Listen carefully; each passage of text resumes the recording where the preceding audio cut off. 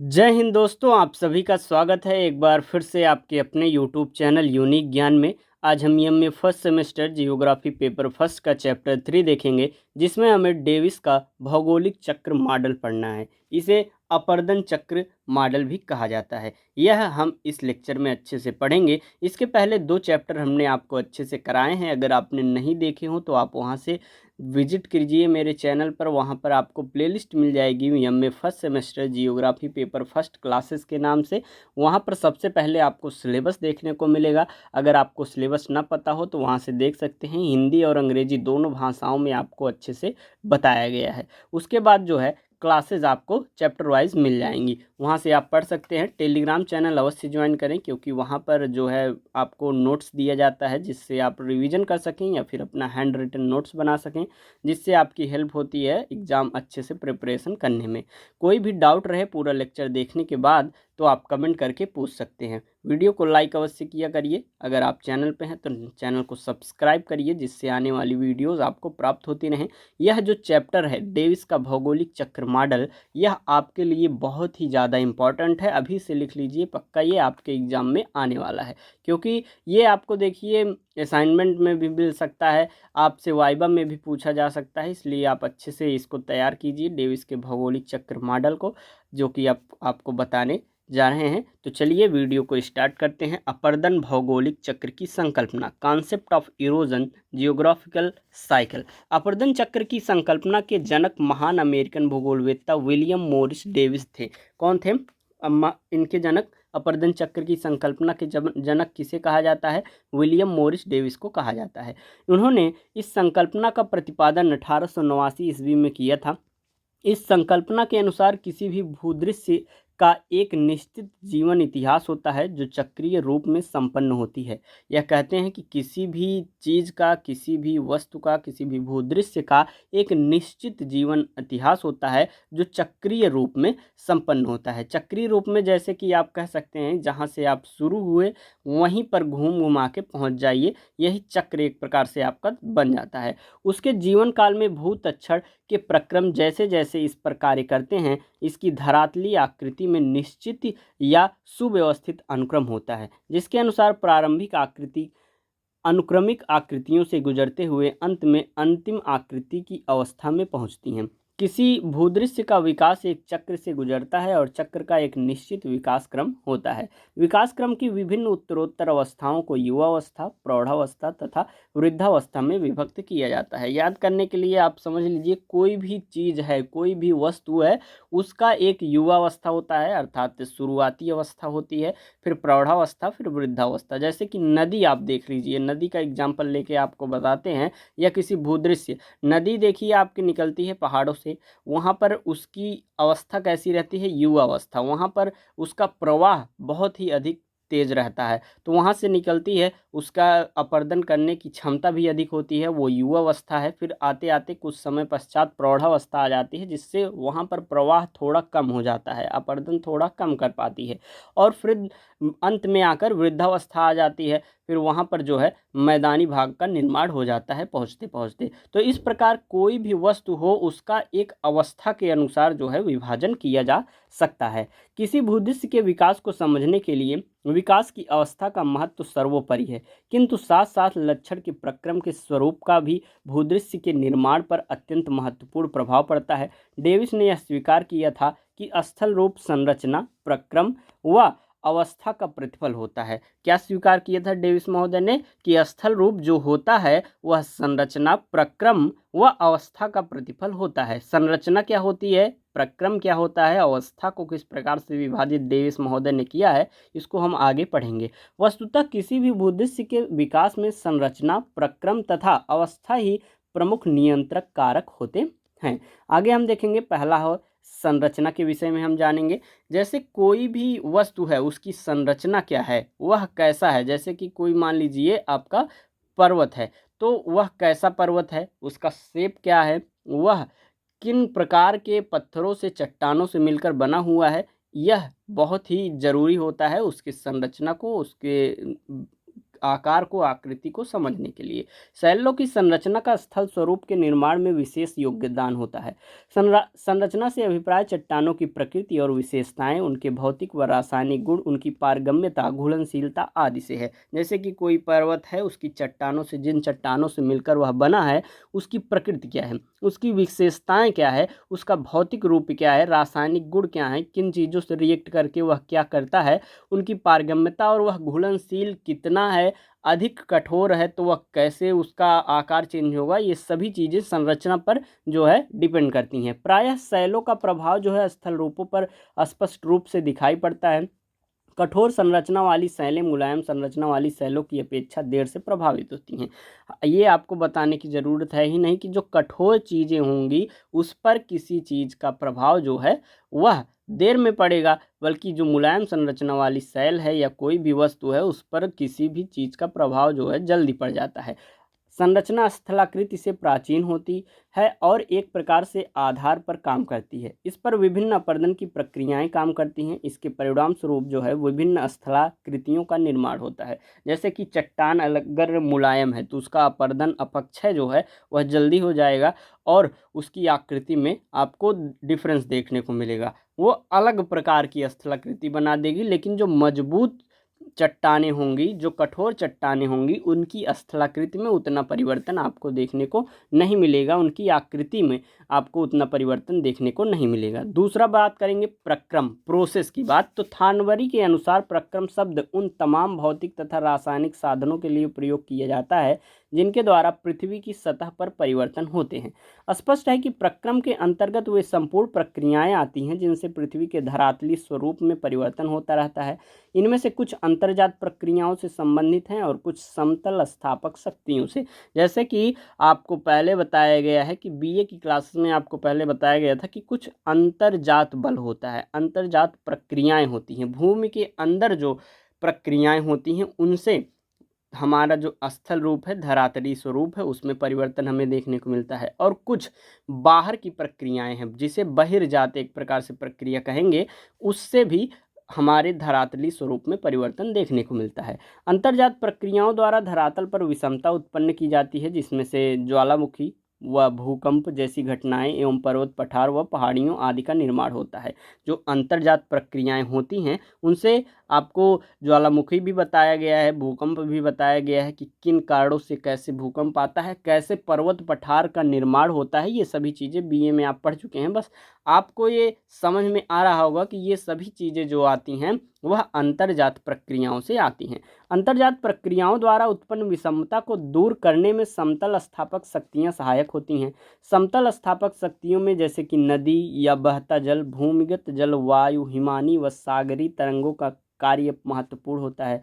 समतल स्थापक शक्तियों को बहिर्जात प्रक्रियाएं कहते हैं। अंतर्जात आपने जाना, बहिर्जात कैसे प्रक्रियाएं होती हैं। जैसे कि कोई नदी का बहाव है, अब नदी जिस तरफ जा रही है उसका प्रवाह है, वहाँ पर वह अपक्षय अपर्दन करते हुए चली जा रही है। जैसे कि वायु है, वह अपने हिसाब से स्थलाकृति में जो है धरातलीय स्वरूप में जो है परिवर्तन करती है। तो ये क्या हो गई, बहिर्जात प्रक्रियाएं। ये प्रक्रियाएं अपर्दन द्वारा उत्थित भूभागों को काट कर नीचा करती हैं, साथ साथ कटे हुए पदार्थों का परिवहन तथा अन्यत्र निक्षेप करती हैं। जैसे कि जो नदी है वह अपक्षय अपर्दन जो भी करती है उसके साथ साथ उस जो मटेरियल निकलता है उसको एक स्थान से दूसरे स्थान पर ले जाने का कार्य भी करनी है। एक लंबे काल तक इन प्रक्रियाओं के चलते रहने से उत्थित भाग धीरे धीरे नीचा होकर आकृति विहीन संप्राय मैदान हो जाता है और एक प्रक्रम एक विशिष्ट स्थलाकृतियों को उत्पन्न करता है और प्रत्येक भू आकृति पर प्रक्रम की स्पष्ट मुहर एवं छाप होती है। ये तो बात हो गई प्रक्रम की और संरचना की। नेक्स्ट हमारा लास्ट है जो कि एक प्रभावशाली कारक है, अवस्था। अवस्था अर्थात स्टेज।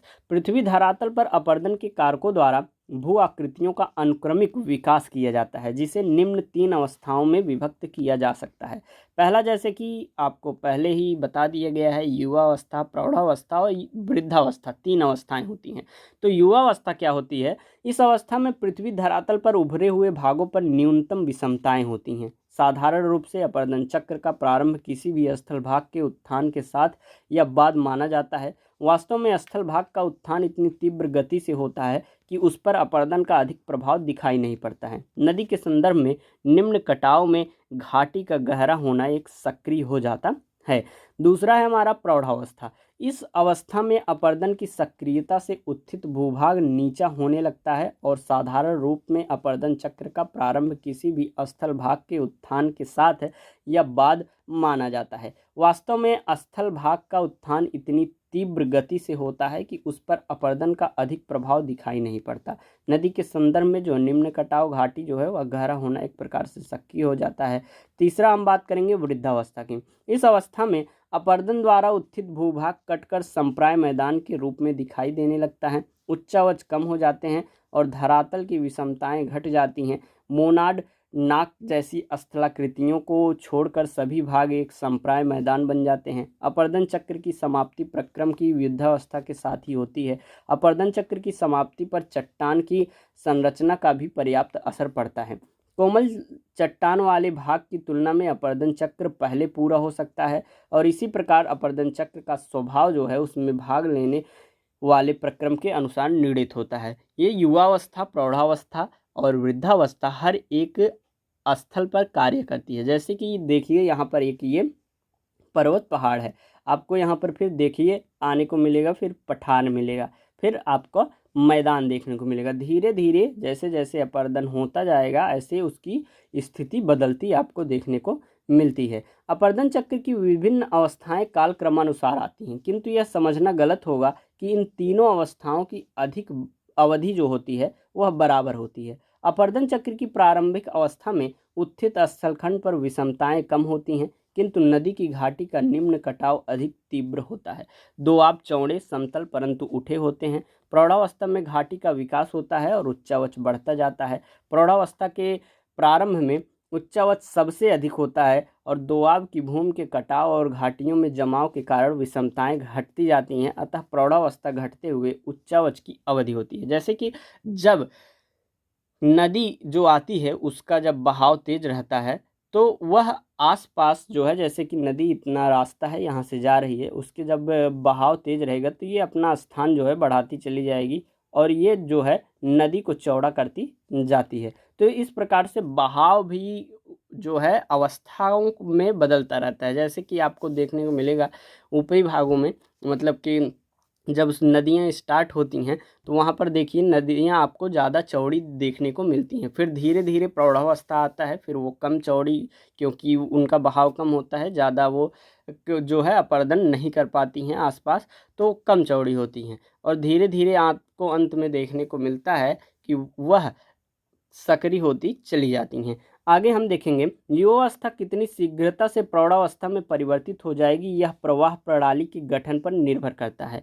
इसी अवधि में सहायक नदियों के विकास के साथ प्रवाह जो प्रणाली का भी विकास होता है और नदी अपहरण तथा जल विभाजन का स्थानांतरण आदि होता है। युवा काल की समाप्ति और प्रवाह प्रणाली का क्रम स्थापन एक साथ नहीं होते हैं। ऊपरी प्रवाह की नदियों में क्रम स्थापना होने में बहुत समय लगता है। प्रौढ़ावस्था में भी नदियों के क्रम स्थापन का कार्य निरंतर चलता रहता है और साथ साथ नदियों में बाढ़ तीव्र होता है और सैल मलबा ढालों के सहारे सरक कर नीचे आता रहता है। आपको देखने को मिलेगा जब वृद्धावस्था आता है वहाँ पर ही आपको ज़्यादा मलबे देखने को मिलते हैं, अर्थात जैसे कि जो द्वीप बनते हैं आपको वृद्धावस्था में ही देखने को मिलेंगे। आपको जहाँ पर सागर से मिलने वाली रहती हैं नदियाँ, वहाँ पर आपको द्वीप बने हुए मिलेंगे और सबसे अंत में क्या बनता है, डेल्टा का निर्माण हो जाता है, क्योंकि उतना तेज बहाव नहीं रहता है और वो जो रहती हैं नदियाँ जो भी अपरदन करके या बहाव करके जो भी मलबे लाती हैं वहाँ पर इकट्ठा करके वो डेल्टा बना देती हैं। अतः घाटी के पार्श्व की शैलें जो है नग्न होती रहती हैं। युवा काल में जहाँ जल विभाजक तीव्र ढाल होते हैं वहाँ प्रौढ़ावस्था में जल विभाजकों का रूप जो है गोलाकार अथवा उत्तल हो जाता है, जबकि नदी के अपरदन का वक्र जो है नतोदर रहता है। सबसे पहले हमने क्या बात की, युवा काल में जल विभाजक तीव्र ढाल होते हैं, क्योंकि वहाँ पर प्रवाह ज़्यादा होता है। ढाल क्यों होता है? जैसे कि जो पर्वत पहाड़ियों से निकलते हैं वहाँ पर ढाल देखने को मिलता है, तो प्रवाह उसका अधिक तेज रहता है। प्रौढ़ावस्था की समाप्ति पर घाटियों पर पार्श्विक कटाव एवं जमाव की क्रियाएं चलती रहती है, जो कि हमने आपको बताया। और प्रौढ़ावस्था धीरे धीरे वृद्धावस्था में बदल जाती है। वृद्धावस्था में समस्त क्षेत्र एक नीचे समतल मैदान में बदल जाता है, जिसे पेनी प्लेन कहते हैं। आपको ये जो है टॉपिक इसलिए विस्तार से बताया जा रहा है कि अब आप ये में पहुंच चुके हैं, अच्छे से आपको एक्सप्लेन करके हर एक पॉइंट बताना होता है। एक छोटे छोटे डिफिनीशन से आपको बता के उसको आगे हम नहीं निकल सकते। आगे देखेंगे, संप्राय मैदान जो है वस्तुतः समतल नहीं होता, बल्कि एक उर्मिल निम्न भूमि है, जिसमें नदियां एक दूसरे से हल्की ऊंची भूमि द्वारा अलग रहती हुई मंद गति से अत्यंत धीमे ढालों पर बहती हैं। मार्ग में जहाँ कहीं कहीं प्रतिरोधी शैलें अवशिष्ट टीलों के रूप में बच जाती हैं, उन्हें क्या कहा जाता है? मोनाड नाक कहा जाता है। इस प्रकार एक उत्थित भूभाग विभिन्न अवस्थाओं से गुजरता हुआ अपर्दन की क्रिया द्वारा अंततः एक आकृति विहीन संप्राय मैदान में परिवर्तित हो जाता है। अपर्दन चक्र की संकल्पना का यह मूलभूत सिद्धांत है। डेविस ने अपर्दन चक्र का भौगोलिक चक्र नाम दिया है, और इस तरह यह स्पष्ट है कि अपर्दन चक्र समय की वह अवधि है जिसमें एक उत्थित भूखंड अपर्दन की प्रक्रिया द्वारा एक आकृति विहीन संप्राय मैदान में परिवर्तित हो जाता है। आगे देखेंगे हम, अपर्दन चक्र से उत्पन्न स्थलाकृतियों के क्रमिक विकास को भूआकृतिक चक्र कहा जाता है। पीजी वारसेस्टर के अनुसार भूआकृतिक चक्र स्थलाकृति होती है, जो कि अपर्दन चक्र के समय विभिन्न अवस्थाओं में निर्मित होती है। अपर्दन चक्र तथा भूआकृतिक चक्र दोनों शब्द एक ही अर्थ में व्यवहृत होते हैं। नदी द्वारा संपादित अपर्दन चक्र ही अपर्दन का सामान्य चक्र होता है। ये तो हमने डेविस महोदय के द्वारा दिया गया भौगोलिक चक्र की संकल्पना, भौगोलिक चक्र की एक प्रकार से सिद्धांत को देख लिया। अब हम देखेंगे डेविस के अपर्दन चक्र जो संकल्पना उन्होंने दी हुई है, उसकी आलोचना किन किन विद्वानों ने किस प्रकार से की हुई है। Criticism of concept of Davis erosion cycle, Davis के अपर्दन चक्र की आलोचना कैसे हुई है। सबसे पहले हम बात करेंगे जर्मन भू आकृतिक विज्ञानवेत्ता वाल्थर पेंक डेविस के चक्र शब्द पर कड़ी आपत्ति है। चक्र के अनुसार जहां से अपर्दन शुरू होता है वहीं पर समाप्त होना चाहिए, पर ऐसा नहीं होता है। जैसे कि अपर्दन चक्र उन्होंने जो शब्द यूज किया है डेविस महोदय ने, उसका जो एक प्रकार से कड़ी आपत्ति उस शब्द पर करते हैं और कहते हैं कि चक्र वो कहलाता है जो जहां से शुरू हो वहीं पर खत्म होना चाहिए। दूसरा क्या आलोचना की गई है? डेविस ने स्वीकार किया है कि स्थलखंड का पहले यकायक उत्थान होता है, उसके बाद अपर्दन प्रारंभ होता है। वास्तविकता यह है कि अपर्दन उत्थान की प्रतीक्षा नहीं करता है, उत्थान के साथ साथ ही अपर्दन भी प्रारंभ हो जाता है। डेविस महोदय ने जो स्वीकार किया है कि स्थलखंड के पहले एकाएक निर्माण होता है, उसका एक प्रकार से उत्थान होता है, उसके बाद जो है उसका अपर्दन प्रारंभ होता है। लेकिन वास्तविकता यह है, लोग कहते हैं कि जो अपर्दन है उत्थान की प्रतीक्षा नहीं करता, अर्थात साथ ही साथ अपर्दन भी प्रारंभ हो जाता है। जैसे उत्थान की प्रक्रिया शुरू होती है, वैसे ही अपर्दन की भी प्रक्रिया शुरू हो जाती है। डेविस की उत्थान की विचारधारा को भ्रामक व आपत्तिजनक है, ऐसा कुछ विद्वानों ने भी कहा है। ओमाल महोदय ने डेविस के अपर्दन चक्र की संकल्पना को जरूरत से अधिक सरल बताया है। उनके अनुसार उत्थान और अपर्दन साथ साथ नहीं चलते। शायद ही उत्थान कभी शीघ्र होता है, उसके उत्थान की प्रक्रिया लंबी होती है। जैसे ही कोई स्थल भाग ऊपर उठने लगता है, वैसे ही उस पर अपर्दन का कार्य जो है प्रारंभ हो जाता है। यह कहना गलत होगा कि डेविस ने शीघ्र उत्थान और उसके बाद लंबी अवधि की शांति को सामान्य प्रक्रिया माना है। डेविस ने क्या कहा था कि जो उत्थान होता है वह हो जाता है, उसके बाद जो है लंबे समय तक क्या चलता रहता है? पतन चलता रहता है, अपर्दन चलता रहता है। परंतु ओमाल महोदय क्या कहते हैं कि जैसे ही उत्थान होता है उसी के साथ साथ अपर्दन का कार्य भी जो है प्रारंभ हो जाता है। पैंक महोदय ने डेविस की युवावस्था, प्रौढ़ावस्था एवं वृद्धावस्था की कड़ी आलोचना की है। अवस्थाओं के स्थान पर वह क्रमशः प्रावस्थाओं, जो कि आफस्सी जिंडे, आबत्सी जिंडे और ग्लीक फार्मिंग इंटीवकुलम शब्दावली का जो है वो प्रयोग उन्होंने किया हुआ है। डेविस ने अपर्दन चक्र के सिद्धांत को सबसे अधिक चुनौती किसने दी है? J.T. हैक ने दी है। हैक ने अपलेशियन तथा निकटवर्ती प्रदेश के अध्ययन द्वारा यह सिद्ध करने का प्रयत्न किया है कि इस क्षेत्र में चक्रीय अपरदन धरातल के कोई प्रमाण नहीं मिलते। वो इस बात को स्वीकार नहीं करते कि भू आकृतिक का चक्रीय और क्रमबद्ध विकास होता है या स्थल रूपों के निर्माण में अवस्था तथा समय का कोई महत्व होता है। हैक ने कई संकल्पना प्रस्तुत की है जिसे गतिक संतुलन कहा जाता है। इस संकल्पना के अनुसार स्थल स्वरूप नियंत्रित करने वाली शक्तियों और प्रक्रमों के साथ गतिक संतुलन में रहती है और स्थल रूपों में तभी परिवर्तन होता है जब संतुलन की दशाओं में परिवर्तन होता है। हैक की संकल्पना जो है डेविस की संकल्पना की पूरक कही जाती है। सुम और लीची ने डेविस और हैक के विचारों को परस्पर विरोधी माना है। थोड़े काल के संदर्भ में गतिक संतुलन संकल्पना सही है और लंबे भूतकाल के संदर्भ में अपरदन चक्र की संकल्पना सही है। अर्थात कुछ लोग उसका विरोध करते हैं कि दोनों एक दूसरे के विरुद्ध हैं और कुछ कहते हैं कि दोनों एक दूसरे के पूरक हैं। अगला हम देखेंगे क्रिकमे ने क्या कहा है। क्रिकमे ने कहा है कि पेनी प्लेन का अस्तित्व स्वीकार नहीं किया है। पेनी प्लेन जो उन्होंने बताया था वह इसको स्वीकार नहीं करते हैं। उनके अनुसार जो है स्ट्रिट प्लेन, पेडी प्लेन और पेनी प्लेन जैसी स्थलाकृतियाँ पेनी प्लेन का भ्रम पैदा करती हैं। क्रिकमे के अनुसार पेनी प्लेन भी मैदान है जिसका निर्माण कई बाढ़ के मैदानों के विकास और मिलने से होता है। वस्तुतः पेनी प्लेन की संकल्पना जो है पेनी प्लेन को नकारने की हेतु की गई है, वह ऐसा कहते हैं इस सिद्धांत में।